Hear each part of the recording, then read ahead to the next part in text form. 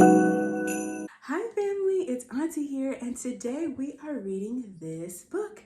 This book is called Otto the Ornament by Troy Cummings. Did you help put ornaments on your tree this year?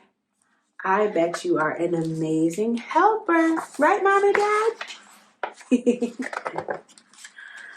Here we go. It was the night before Christmas. A jumble of happy ornaments were nestled all snug in their tree, singing songs, playing games, and mostly just, hanging around. Life for the ornaments was peaceful and calm. Until the new guy showed up. Merry Christmas, bulbs and baubles. I'm Otto, and I'm here to bedeck the heck out of your tree. Welcome to the family, sang a green glass bell. Sweet to meet you, said a candy cane. Ho, ho, hope you like it here, laughed a wooden Santa. There's a jolly branch for you right in the middle of our tree. The middle? There must be some kind of mistake, said Otto, scratching his scalp. Otto, I don't know about Otto, y'all. I mean, the middle of the tree is fine if you've only got one or two colors, or you're all cracked up, or if you're missing a button. Oh, snap. Or you're not even an ornament. But a superstar like me belongs on the top of the tree, said Otto. I'm snazzy, I'm jazzy, I'm Christmas pizzazzy.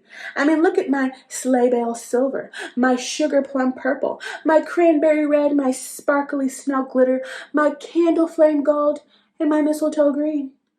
Otto did a little dance on the carpet, getting glitter everywhere. Scooch aside, trinkets, so I can make my way to the top. The ornaments looked down at Otto, but nobody scooched, as they shouldn't. A snowflake gave Otto the cold shoulder. A trumpet honked angrily. Blah! A homemade reindeer got all bent out of shape. Who you calling Trinket? Otto's hook drooped.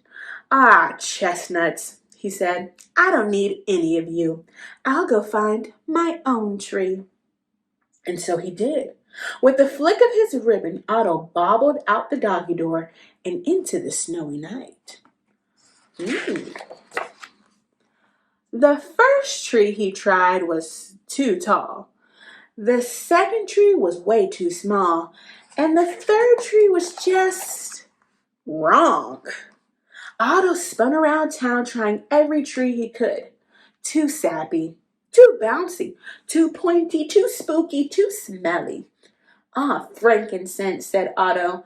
None of these trees are right for me. And that's when he saw the light. Sweet Blitzen, said Otto. A Christmas festival. It was the ritziest, glitziest party Otto had ever seen. There was food and music and ice skating and eggnog, and towering above it all, a spectacular Christmas tree entirely made of lights. Otto's eyes grew wide and sparkly. Oh, holy night, he whispered. I found my tree. Otto swung his way up the twinkling tree. He teetered at the top, beaming at the crowd below. Look at me, I'm a star! But nobody looked up. They were too busy singing songs, playing games, and, just hanging around. Otto blinked. On the outside, he looked merry and bright, but on the inside, he felt hollow. What's the point of being at the top if I don't have anybody to share it with? He said to himself. He lowered his head. His hook drooped, and what happened next was a total shock. Before we turn the page, what do you think is going to happen to Otto? You're kidding. You think he's gonna? Okay, let's see. Zap, boing, coink, biff, pop, pop, snatch, drop, pliff, scrape, scrap, cat, clunk, clunk. What happened to Otto? You're right, he fell. No! Rattle, clatter, crack! Otto had hit rock bottom. His hook was bent, his ribbon was missing, his cap was dented, his side was cracked, and his snazzy, jazzy paint had almost been scraped away. Ah, humbug, Otto moaned. Now I'm so plain, so ordinary.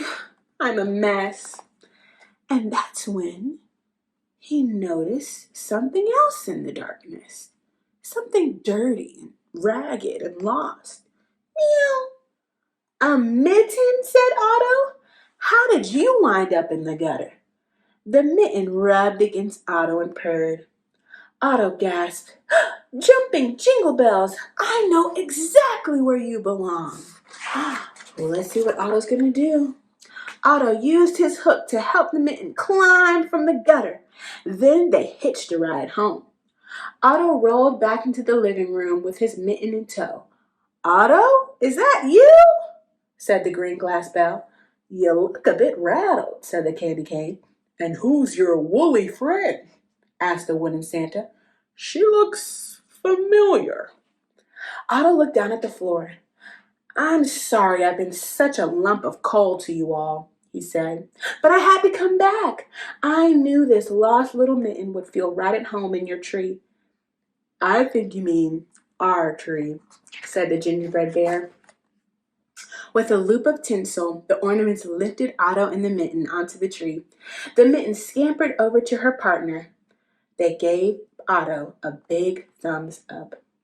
And Otto did something he'd never done before.